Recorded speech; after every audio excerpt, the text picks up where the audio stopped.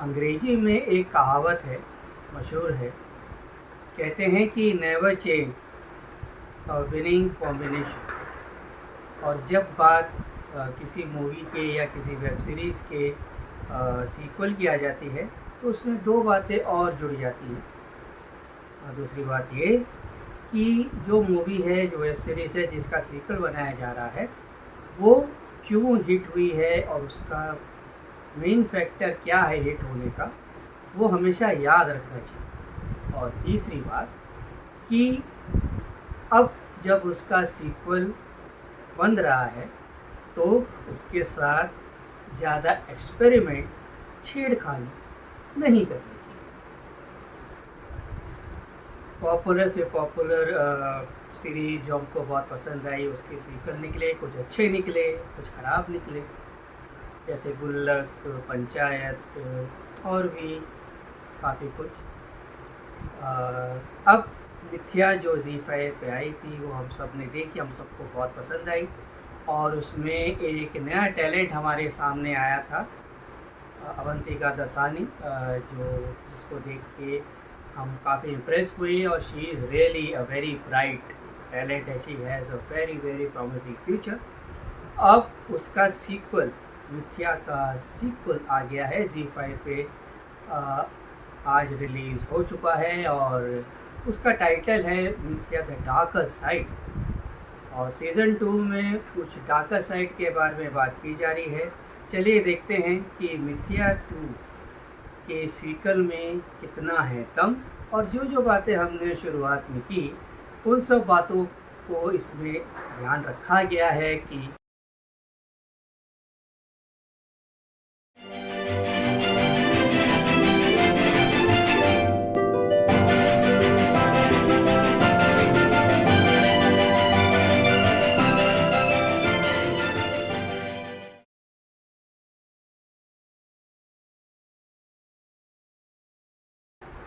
मिथ्या 2 वहीं से शुरू होती है जहाँ से ख़त्म हुई। जैसे कि हर वेब सीरीज़ के सीक्वल में ऐसा होता है।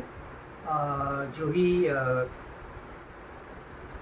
एक अपने पिताजी के साथ, रजत कपूर जो उनके फादर का रोल प्ले करे हैं, जूही परमार, हुमा कुरैशी, अपने फादर के साथ हंसी खुशी ज़िंदगी बिता रही हैं। उनकी नावल है वो पब्लिश हो चुकी है, बहुत पॉपुलर हो गई है और काफ़ी सराही जा रही है सब जगह। और उनका बेटा है यश, वो भी थोड़ा सा अटैचमेंट भी उसके साथ जो है लगा है, थोड़ा सा वो बड़ा हो गया है। वहीं पर उसकी जो सौतेली बहन है प्रिया, जो कि जेल में थी, वो अब बाहर आ गई हैं। हालांकि ये मिस्ट्री है कि वो कैसे बाहर आई, किस चक्कर से कैसे बाहर आई। और साथ ही साथ वो अपने षड्यंत्र रच रही हैं। और साथ ही साथ एक नया कैरेक्टर के साथ जुड़ता है, अमित करके, जो कि एक बडिंग राइटर है। वो रिया के फादर का बहुत बड़ा फ़ैन है और वो एक फंक्शन में जहाँ जूही की किताबों की सेलिब्रेशन है और उनको सराहा जा रहा है, उनकी प्रशंसा हो रही है और उनको तारीफ़ें के पूर्ण सब जगह से उनको दिए जा रहे हैं, तभी ये वहाँ पे प्रकट होते हैं। नवीन कस्तूरिया ने इसका रोल प्ले किया है। नवीन कस्तूरिया, अगर आप OTT रेगुलरली देखते हैं तो एस्पिरेंट्स में आपने इन्हें ज़रूर देखा होगा। तो ये नवीन कस्तूरिया वहाँ पे पहुँचते हैं और जूही परमार पे प्लेगरिज्म का, यानी कि उनकी कहानी चुराने का इल्ज़ाम लगाते हैं। और कहानी आगे बढ़ती है। रिया के जो फादर हैं, जिन्होंने उनको पाला पोसा बड़ा किया, जो रियल एस्टेट के वहाँ के बहुत बड़े मालिक हैं, और उनकी डेथ की भी इन्वेस्टिगेशन चल रही है। प्लेगरिज्म का एक अलग से जूही के ऊपर प्रेशर है जो ये डाल रहे हैं। और हालांकि अब इसमें गैस करने की कोई ज़रूरत नहीं है कि जो ऑथर है नवीन कस्तूरिया और अवंतिका दसानी दोनों मिले हुए हैं और आगे जाके किस तरह से इसके अंदर क्या क्या ट्विस्ट एंड टर्न्स आते हैं, और जैसा कि हालांकि इसमें कहा गया है कि ये डार्कर है तो और भी डार्क साइड लोगों की दिखाई देती है। पूरा ये जो सीरीज़ 6 एपिसोड का मैंने देखा, शुरुआत में काफ़ी इंटरेस्टिंग सब कुछ चल रहा था, लेकिन धीरे धीरे डार्कर साइड के चक्कर में अवंतिका दसानी वो और वो फ्रंट रखने के चक्कर में, उसे सामने रखने के चक्कर में, और क्योंकि हमारे सीरीज़ का टाइटल डार्कर साइड है, तो हम जो एक कैरेक्टर है जूही परमार का कैरेक्टर, इसमें और ज़्यादा डार्क और ज़्यादा ग्रे शेड्स उसमें ज़्यादा ऐड कर दिए जाते हैं। और फिर एक जगह फिर ऐसा एक पॉइंट आ जाता है इस सीरीज़ में जिसमें आपको जूही में और रिया में ज़्यादा फ़र्क कुछ खास नज़र नहीं आता है। और उसमें एक पॉइंट पे तो ऐसा लगता है कि अब ये सीरियल ख़त्म हो गया है, अब इसके आगे बचा क्या। अगर मैं पूरा खुलासा कर दूंगा तो फिर स्पॉइलर का इल्ज़ाम मेरे ऊपर लग जाएगा, और इंटरेस्ट जो देखना चाहते हैं वाकई तो उनका इंटरेस्ट इसमें से निकल जाएगा। तो ये कुछ चीज़ें हैं, ज़्यादा ही एक्सपेरिमेंट कर दिया गया है। और हालांकि नित्या जो पहला जो आया था उसमें उसको रोहित शेट्टी ने डायरेक्ट किया था, तो और इसमें जो डायरेक्टर हैं वो कपिल शर्मा है। नहीं वो जो नहीं कॉमेडी ही कपिल शर्मा नहीं है, डायरेक्टर कपिल शर्मा है।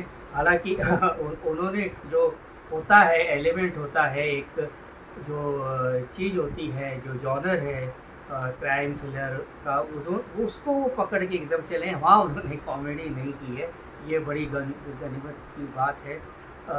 चलता रहता है, लेकिन मुझे उतना कन्विंसिंग लगा नहीं।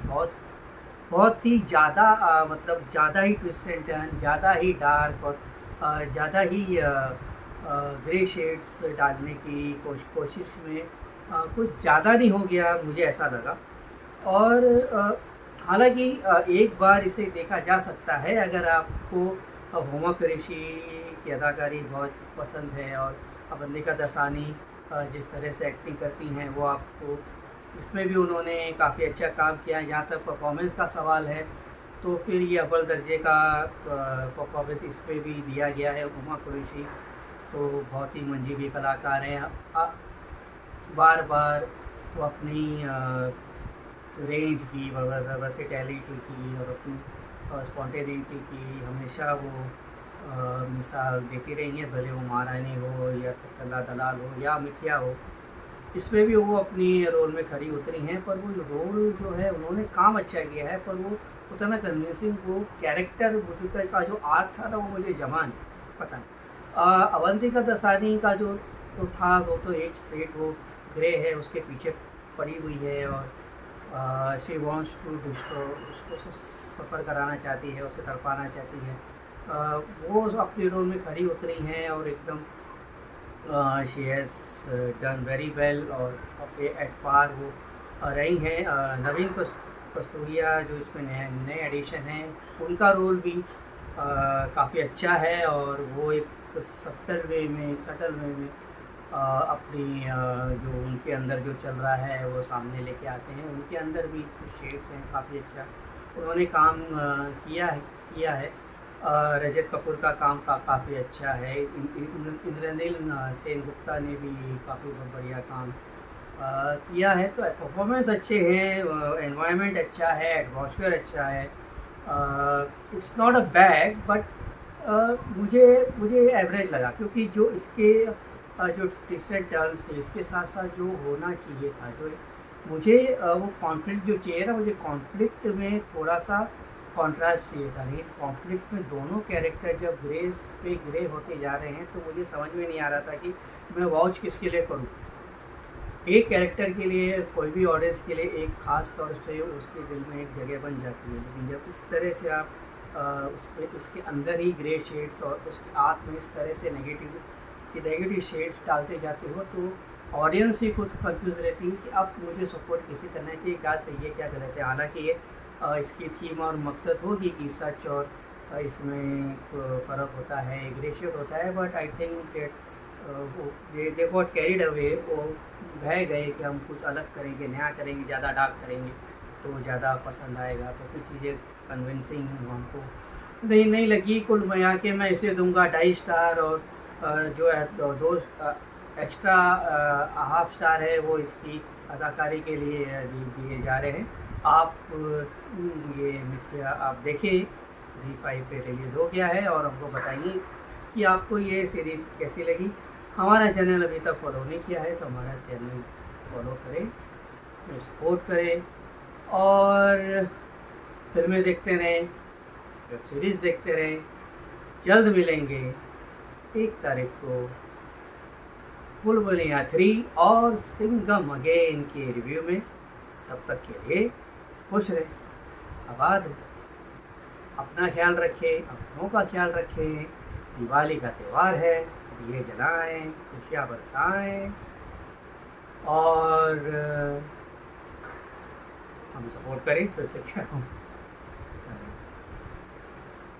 Good night.